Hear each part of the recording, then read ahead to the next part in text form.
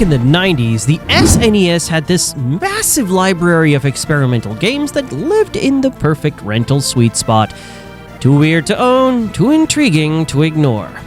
Here are 6 obscure SNES games that made you think, I'll try this one, then spend your entire weekend trying to figure out what the hell you just brought home. Before we pop these carts into the old SNES, don't forget to like and subscribe for more retro gaming memories so you can relax, unwind, and rewind with us. Starting at number 6 is King Arthur's World 1992.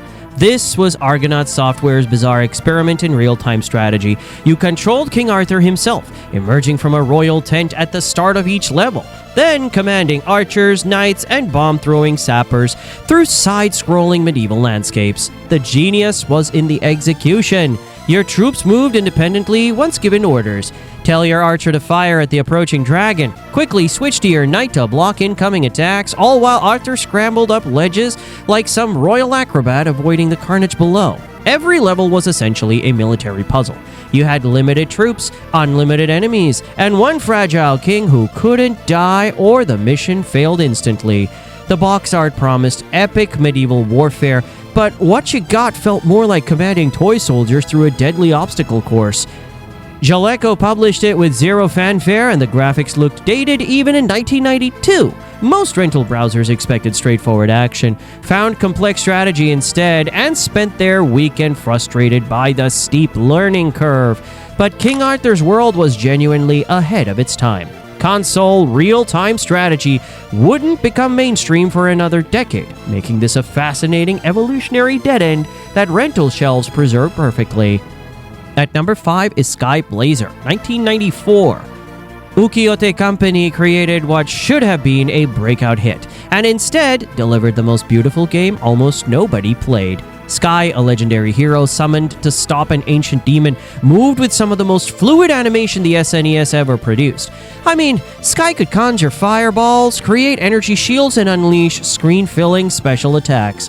The combat system rewarded combo attacks and power-up transformations that turned Sky into everything from spinning tornadoes to massive dragons. The soundtrack deserves special mention. Composer Harumi Fujita is a genius. She created an individual song for most of the game levels, inspired by Hindu mysticism, giving Skyblazer a distinctive sound that rivaled anything Square produced. Music is one of the main things that holds this game together. I can't help listening to the Storm Fortress of Kalar music track over 1,000 times. So why did it vanish? Sony ImageSoft was in their throw everything at the wall phase, and 1994 belonged to Donkey Kong Country. Traditional sprite-based graphics, no matter how polished, couldn't compete with pre-rendered 3D spectacle. It makes sense that the rental appeal was immediate. Today, complete copies sell for hundreds of dollars. That weekend rental curiosity became one of the SNES library's most expensive hidden gems. Breaking into our top 4 is the Firemen, 1994. Human entertainment transformed firefighting into fast-paced action, creating something that belonged in arcades, not living rooms. You played Pete Gray rushing through a burning chemical plant with a high-pressure water cannon, turning rescue missions into combat scenarios. The isometric view was crucial. You watched flames spread in real time across multiple floors, creating genuine urgency as smoke-filled corridors became increasingly dangerous. Your water cannon had limited range and pressure, forcing uncomfortable proximity to towering infernos that behaved like living enemies. Different fires required different strategies. Electrical blazes couldn't be hit with water directly. Chemical fires exploded if approached wrong. And gas leaks created puzzle scenarios where one mistake turned rescuers into disasters. Your partner Danny followed behind, saving trapped workers and providing backup. The Firemen was exclusive to Japan and Europe, making it perfect rental mystery material for Americans who found imported copies. The dramatic box art looked like summer blockbuster material, but the gameplay was unlike anything else on SNES. Limited release meant most Americans never saw official copies, and fighting fires instead of monsters felt educational rather than entertaining. Human Entertainment's atmospheric detail was remarkable.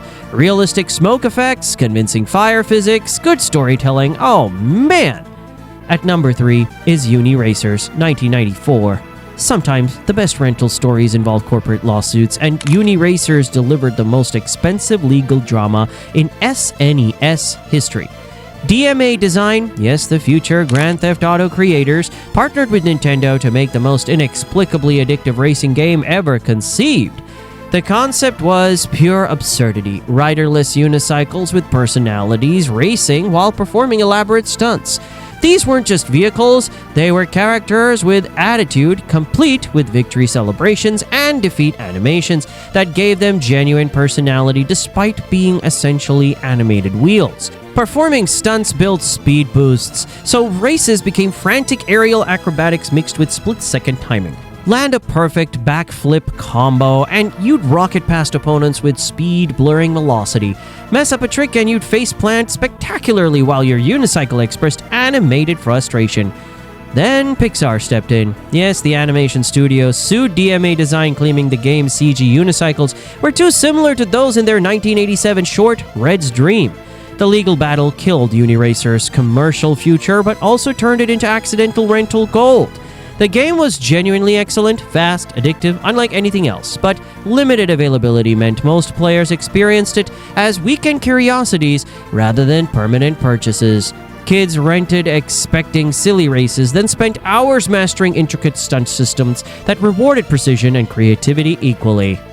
At number 2, of course, it's Earthbound from 1995. This game had one of the worst marketing campaigns ever conceived. Nintendo's advertising focused on gross-out humor and scratch-and-sniff stickers that smelled terrible, completely missing the game's genuine charm and sophisticated writing. The game itself was awesome, a modern-day RPG where teenagers with psychic powers battled aliens, corrupted politicians, and abstract concepts like depression and anxiety. Instead of medieval fantasy tropes, you fought enemies like New Age retro hippie and abstract art using baseball bats and bottle rockets. The real magic was in the storytelling. Earthbound tackled serious themes: loneliness, growing up, environmental destruction, with surreal humor that felt genuinely mature without being cynical.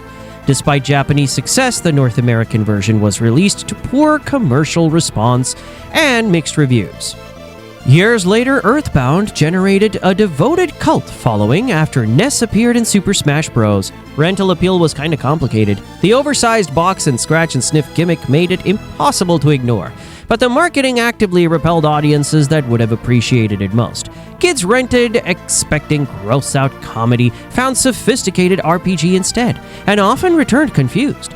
But those who pushed past initial weirdness discovered layers of depth that kept them thinking long after returning the cartridge. Were you patient enough to appreciate something genuinely different?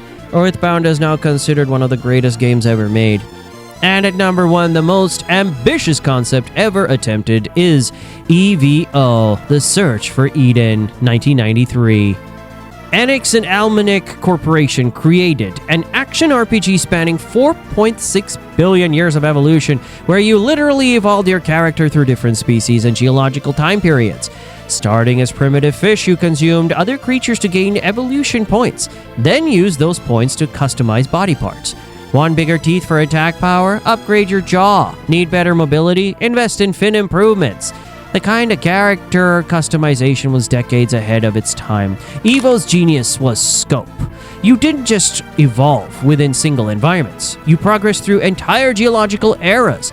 Fish Age gave way to Amphibian Age, then Reptile Age, Mammal Age, and finally, bizarre future scenarios where evolution took surreal twists. The rental hook was irresistible. Box art showing fierce creatures breathing fire, promising control over evolution itself. What kid wouldn't want to play God with prehistoric monsters? The concept felt educational and entertaining simultaneously. However, E.V.O was almost too ambitious. The evolution system confused casual players. It fell between demographics, appealing to neither action fans nor educational software buyers. But yeah, the rental experience was memorable. Spending weekends slowly evolving from fish to dinosaur to mammal created genuine progression that most RPGs just couldn't match. The final stages ventured into pure science fiction, with evolution producing crystal beings and alien creatures that suggested humanity's ultimate destiny.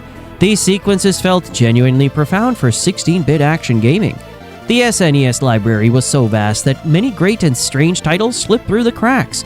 These may not have been blockbusters, but they're the kind of games that made rental browsing feel like treasure hunting. Which SNES rentals do you remember picking up for a weekend? Let us know in the comments, and don't forget to like and subscribe for more retro gaming deep dives so you can relax, unwind, and rewind with us.